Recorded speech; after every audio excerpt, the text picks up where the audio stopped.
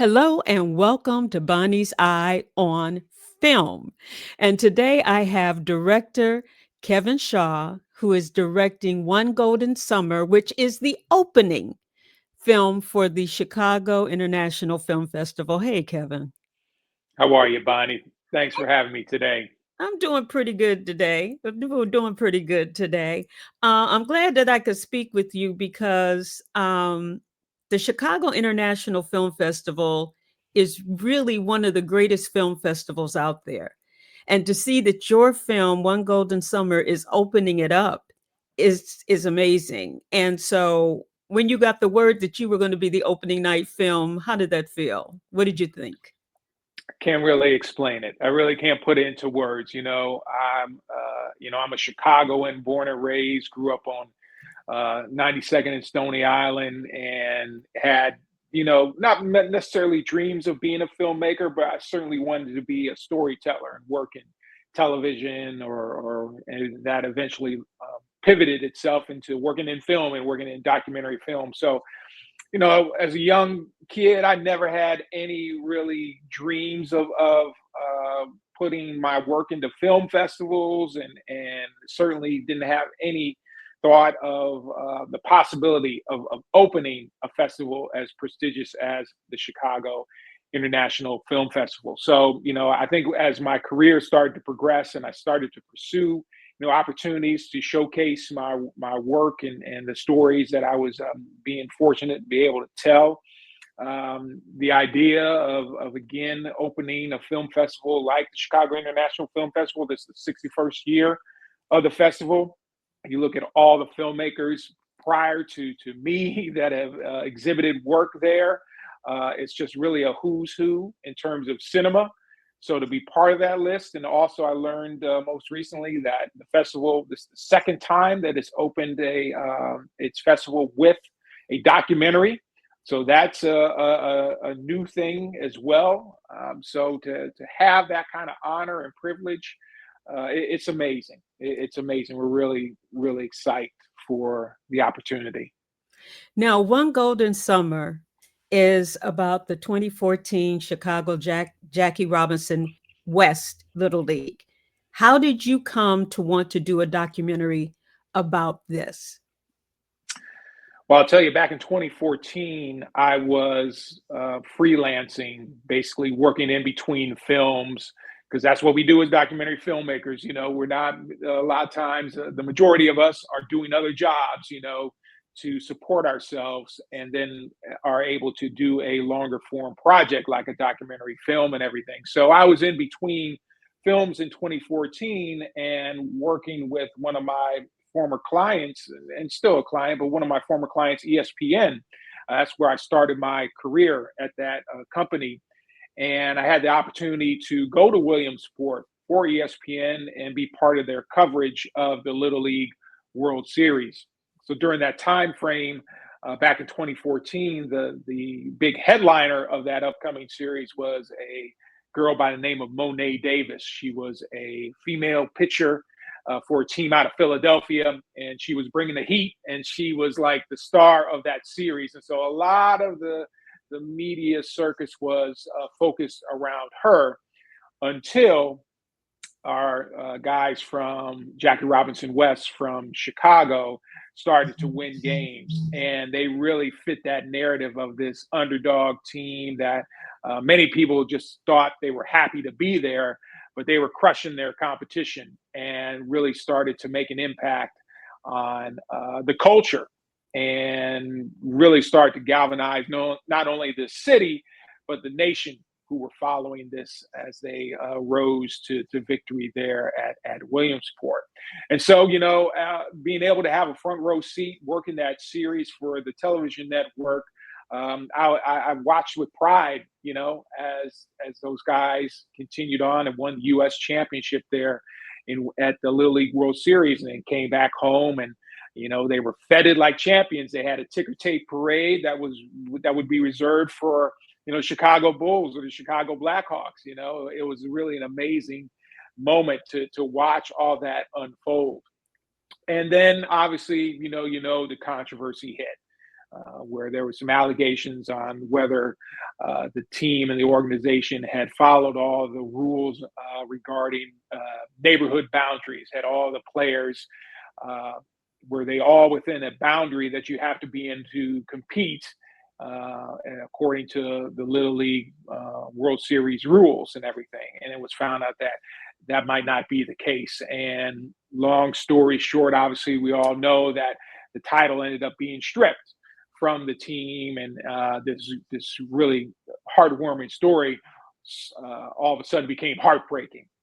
And a lot of time went past, and I think before all the controversy had happened, there's another producer by the name of Bob Title.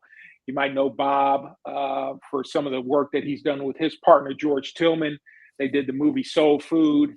They did the barbershop movies. They've done The Hate You Give most recently, among some other great films. And Bob is from Chicago as well. Went to Columbia College, Chicago. And the Jackie Robinson West team they did a cameo in one of the barbershop movies. And so Bob had developed a relationship with the team through that cameo appearance, and was thinking about trying to do a narrative film about the whole experience, But then the controversy hit, and so he thought about pivoting and said, "Well, I might not be able to make a narrative film about the whole experience, but I could potentially do a documentary." And so, one of the things that happened after this, after the title had been stripped, was that there was a lot of legal back and forth between the coaches, between the players, and between Little League International, and between Jackie Robinson West as well, which is what a big portion of our movie kind of deals with. All the things that happened behind the scenes, and after the headlines had been written and everybody had moved on with their lives, these folks were battling back and forth for 7 years to try to potentially reinstate the title and fix reputations amongst the coaches and amongst the players and their families. And so the idea then became to have a documentary to see what would happen. Would the Jackie Robinson West families be able to have their title reinstated? And what would happen between this litigation, between this legal fight between Jackie Robinson West, the Jackie Robinson West families, and Little League International. And Bob and his producing partner on this one, Betsy Steinberg, kind of reached out to me and said, would I be interested in potentially following this story and seeing what would happen? And of course, knowing the story really intimately, having been there in Williamsport, being in Chicago, and then my background is a lot in sports storytelling, it really was just kind of a perfect marriage. And so back in 2021, we began shooting, began doing interviews and our research. And it really wasn't until 2021 that there was any sort of legal settlement that became between all of those different parties that I had mentioned before.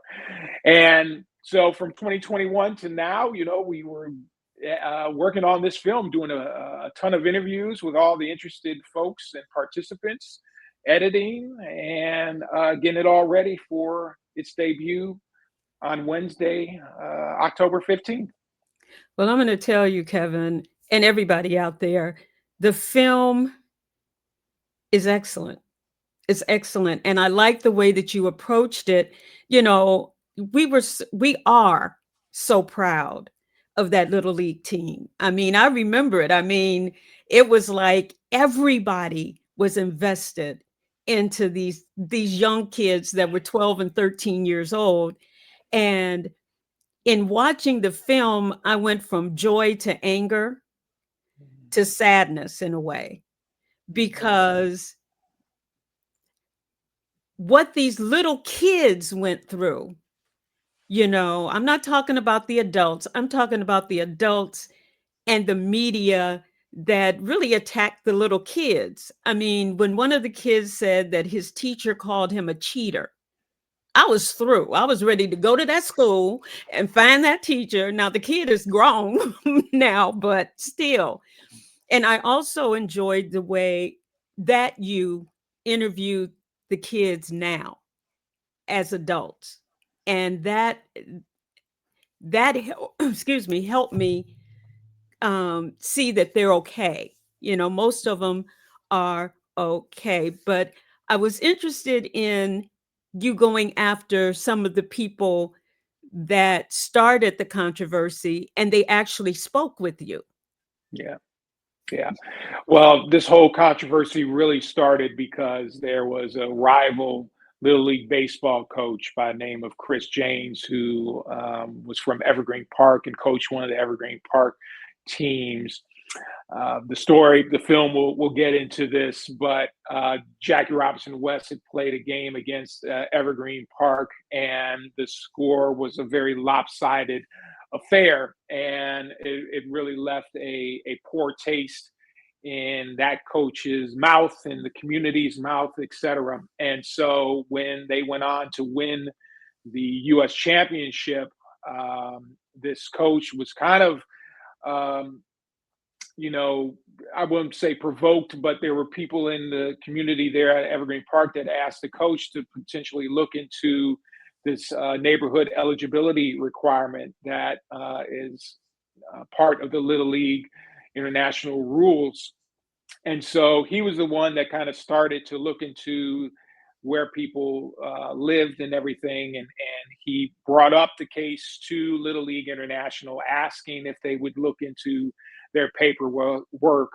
And Little League International responded, said, "Yeah, we've done all these investigations, and everything seems clear on our end." And at that point, Chris James had kind of dropped it. He said, "Okay, well, I've done as far as I can do."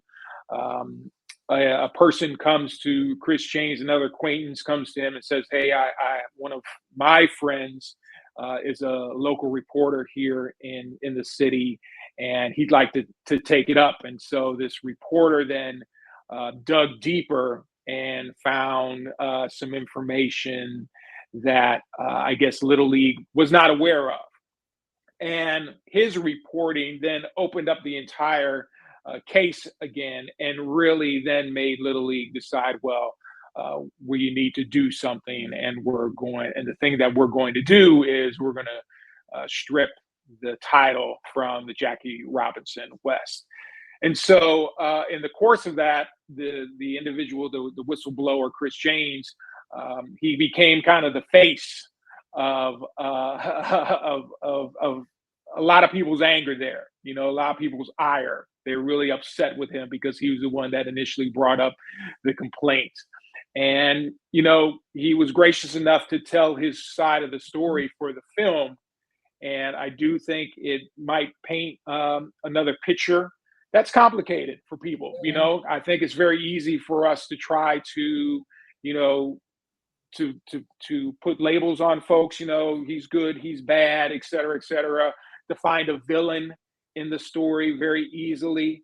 And I think when you hear Chris James's story and his point of view on things, you know, you might reconsider some of that. You know, you might think about your impression and perception of him once you hear the things that he has to say. And so, to me, it was very important to have him in the film. I don't think films are super interesting when they're just coming from one point of view. I think you need to have multiple points of view in movies. You know, they create conflict and they definitely create engagement and conversation, and they challenge the viewer. You know, and so I always want to do that when I'm trying to make a film. I want to challenge your perceptions of things, and I think people, especially from Chicago, who remember the story, are going to come into the movie with a certain perception, and that might get tweaked a little bit once they watch the film, or it might not, you know, which is fine. But I definitely want to certainly challenge people and not make things just so cut and dry, because that's not the world we live in. It's a lot more complicated. Well, you know, after I watched the film, excuse me, and I was one of the ones that said, okay, you know, they going after these kids because they black. Yeah, That's yeah, it. After watching the film, though, and I may be wrongly, I pushed the blame on the Little League Association and the media, because where the media built them up, the media helped tear them down. mhm, And as far as I'm concerned, the Little League Association didn't do their due diligence. So therefore, they're going to blame the kids, but all the way through. I mean, it would be different if they stopped them before they went to the area or the right, nationals before going to the right, World League, but they let them go all the way through and win. yeah. And then they start. So I really think I got mad at them, and I think that they should have reinstated the title, or at least give them some kind of credit instead of stripping them of everything. But Kevin, what did you learn that you didn't know? What affected you at going through all of this and at the end of it that affected you before, in a way, before you went into it? Well, I think it's some of the things that you mentioned there in terms of responsibility. From my point of view, I kind of see that this big corporation here in Little League International, like you said, didn't do everything that they should have done in the very beginning. When you watch the film and you realize, and this is information that came out through the lawsuits and through the litigation that was going back and forth and through the discovery that they went through. You realize that Little League International didn't have one of these boundary maps that basically highlighted the boundary for Jackie Robinson West. They didn't have one in their office files when the team was competing in 2014, and the last boundary map that they had dated was from like 2007, according to these emails that were in Discovery that we have in the movie. And so, when you hear that, there's got to be some accountability for that error. I do believe also when you look at race, I probably think that this organization didn't think that these families would come back with lawyers of their own and fight back as hard as they did. Now, even though the families did end up splintering from their lawyer and started to ended up um, I'm sorry for a second, ended up suing Bill Haley and everything, and which added a whole nother layer of complications to stuff. Um, you know, it's still it still made you think about, well, where was the responsibility and the accountability from the organization to have all their ducks in a row and have all the paperwork already. Like you mentioned, none of this would have happened potentially if they had their paperwork in order, and they didn't. And because the Jackie Robinson West story was so large and magnificent, and everybody had gotten on board with the bandwagon, and it really just kind of filled that anecdote and those things that we love of the underdog team, coming out and being in a space that they might not usually be in, and they're excelling and they're great kids and all that. um, they got swept up in that love as well, and they ended up making a lot of money off of it too, and a lot of popularity off of it as well. And once you know things came out and there was some difficulty and some adversity that might upset that narrative, instead of trying to work with everybody and be accountable and acknowledge mistakes that were made on their part, they just cut them. They just cut the Mhm. Jackie Robinson West team, and that's where you get really upset about how the things were handled. I will say also from like the media perspective, and this is something that the movie interrogates as well. When you look at how they portrayed, our guys from Chicago, and they immediately just label them as a group of kids that are coming from the roughest part of the city, Chicago, gun violence, one of the worst in the nation, but they're succeeding despite all of that. You don't even really sit there and do the due diligence to learn where some of these kids really came from and what kind of family backgrounds they really came from. And if you did that, you'd realize that they came from middle class backgrounds here in the city, and they weren't coming from the rough parts of Chicago, and they weren't infected with gang violence or gun violence or anything like that. These were just regular middle class kids that anybody could still relate to. They didn't have to relate to them just based off of that negative perception of Black people and negative perception of our city and everything. And so, you hold the media accountable for pushing that narrative as well. And there's a lot of instances in the film that kind of shows how they just did that. And that still happens today in terms of how the media will push certain stereotypes. And that's not right either. Mm-mm. That's not right either. And so I don't know what it will take for us to move on from that.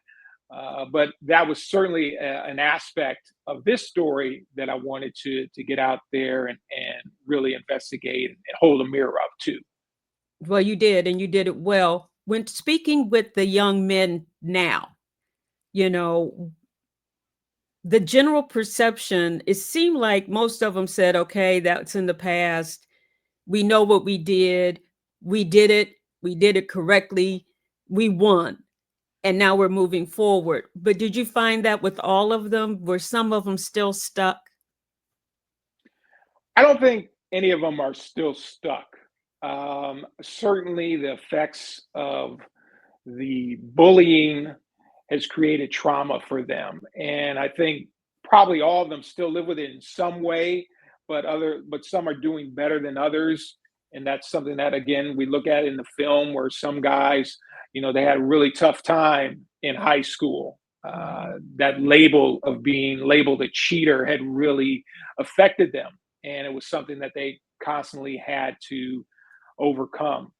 And I think even now, still, as guys have excelled, there's a lot of them that are still playing baseball, that have played collegiately, that are playing professionally.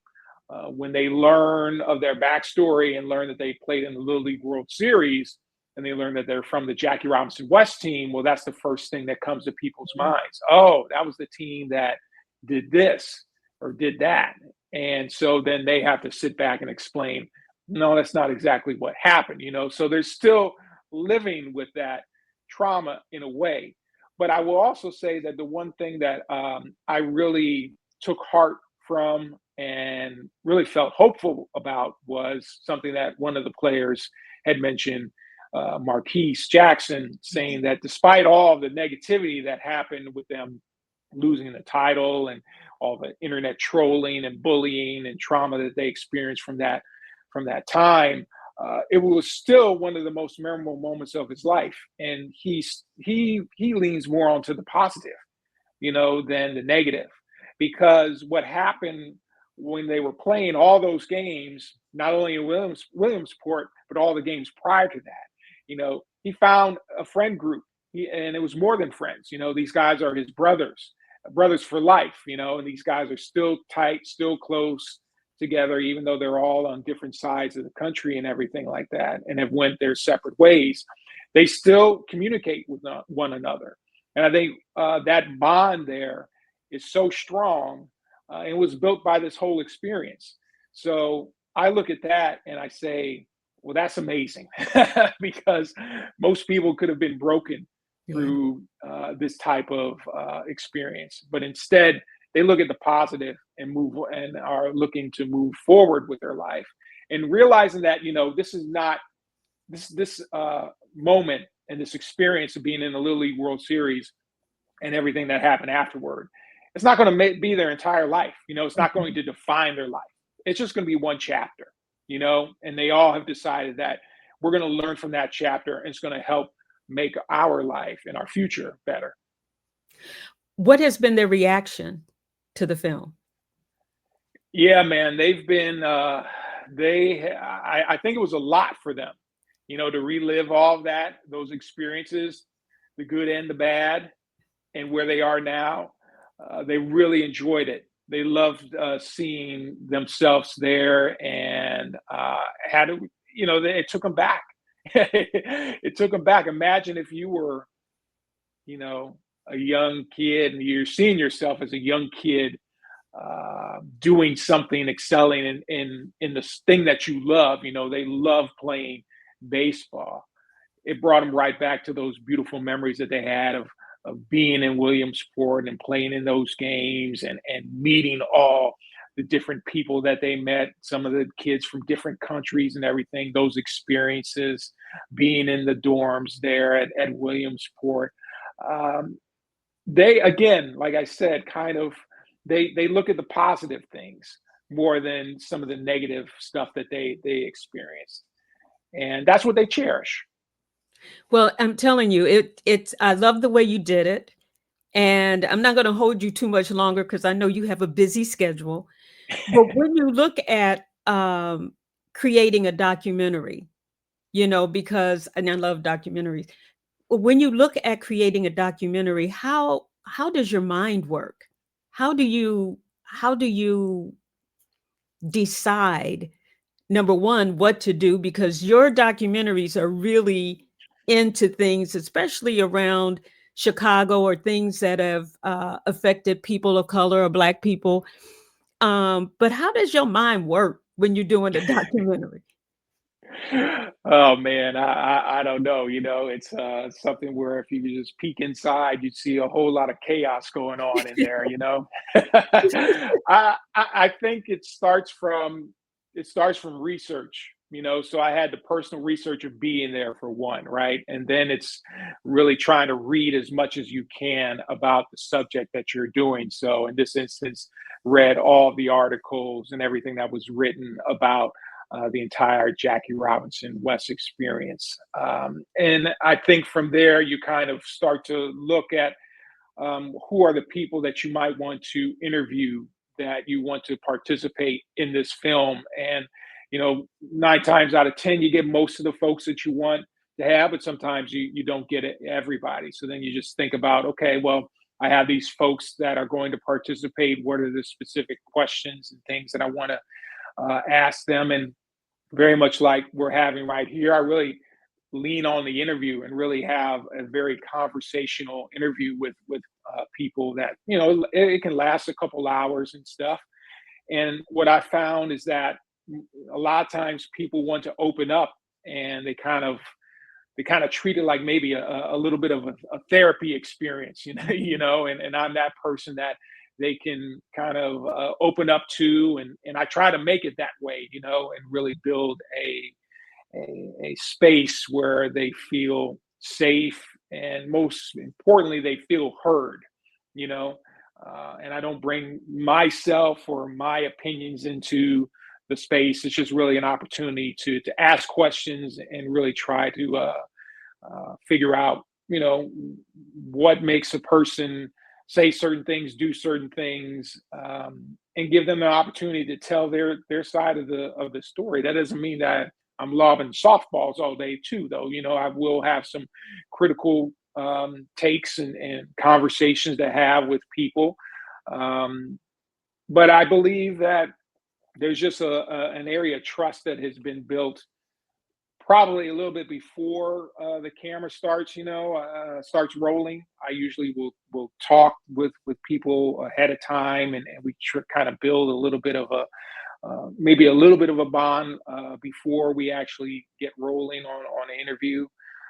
So in this instance, knowing that the interviews are going to be so key to the success of the storytelling, this is really like a testimonial for all these folks to tell their different sides of the story. I really wanted to be cognizant of creating a good space for people to be able to do that. And then I think once you get all that material, yeah, it's like, how do you wrap your head around it? And that's when you have great collaborators, And so, like in this instance, my main collaborator creatively was our writer and editor, David Simpson, who's a great filmmaker in his own right here in the Chicagoland area, and has worked on a number of great movies and documentary films. And he and I just had a number of different conversations about what I took from a lot of those interviews.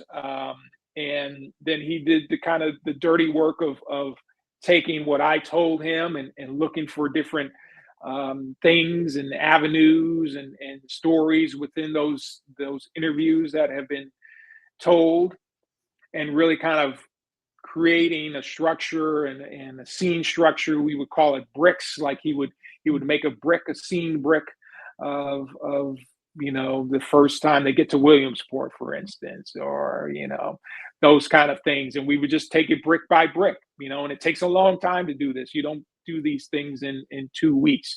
This edit took like 3 years basically, with all the back and forth with it and stuff. And so that layering, building the movie scene by scene with a great collaborator like him, like David, is really how you end up, flushing a story like this out. And I think I knew from the research that I did that there were themes that were emerging, the media coverage, race, Chicago, stereotype, and I knew that I had people talking about these themes in our interviews, so that would give me the opportunity to kind of dive a little bit deeper, and not just present of this is what happens timeline. The 10 years of 11 years basically has surpassed from this event, so it gives us an opportunity to look back and kind of look at those things and look how the dots connect, and kind of see how those themes emerge, and how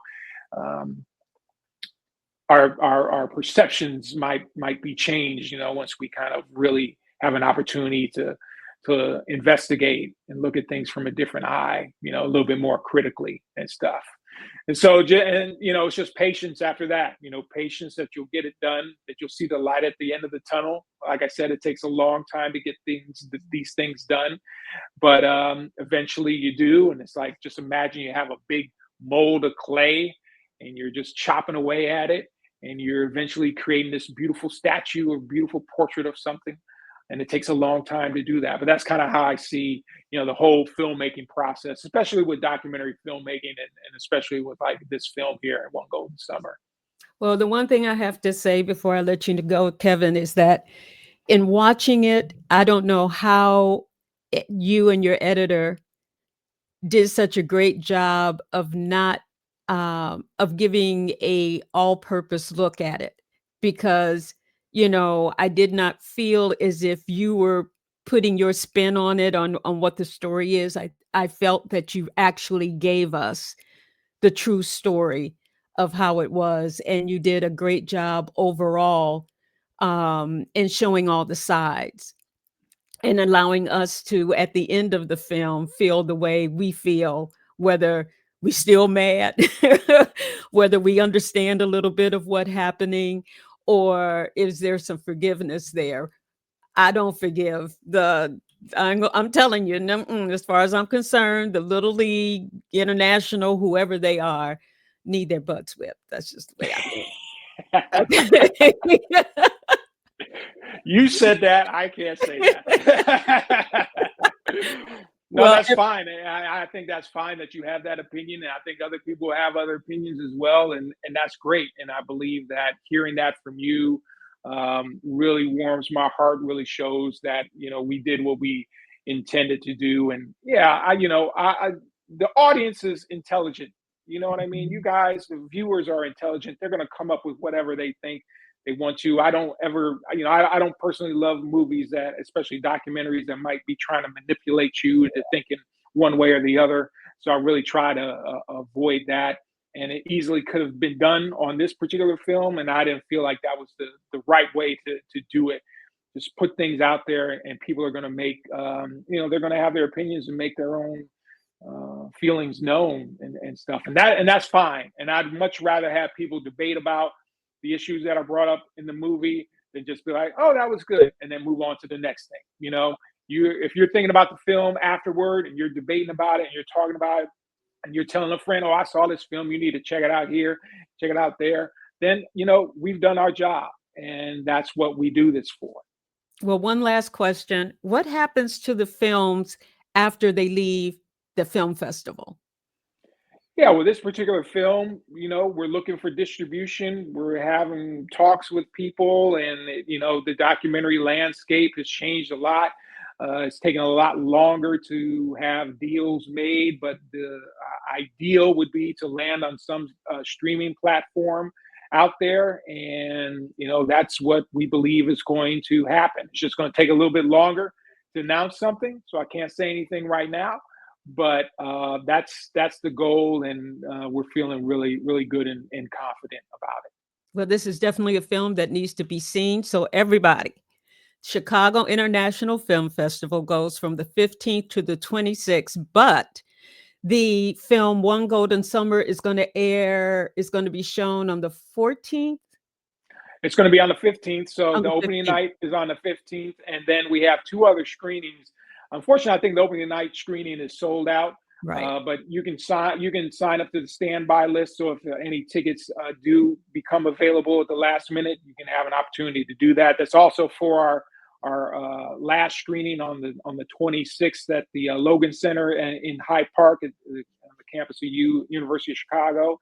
But we are happy to announce that we have one additional screening because of the demand. The demand was so high, which, thank you, Chicago. We do have an additional screening that has tickets available now. That's on October 18th, Saturday, 2 p.m. at the Chicago History Museum. So love to get a lot of people out for that event as well. So there is one opportunity there to go see it. So hopefully you guys will come out and enjoy the show, and we might have some special guests there as well. We do these Q&As afterwards, so so we might have some people there as well to come out and see. So it'd be great if you could make it. Well, I'm planning on coming, especially to the Chicago History Museum. They do wonderful, great things there. And Right. so I'll be there. Everybody look it up. Go to Chicago International Film Festival's website, as well as I'm sure it's on the Chicago History Museum's website also. So make sure you go. You got to see this film. Thank you, Kevin, for joining me today. Bonnie, thank you so much. I really appreciate it. It was great talking to you. And to you too, keep your eye to the sky. This is Bonnie's Eye on Film.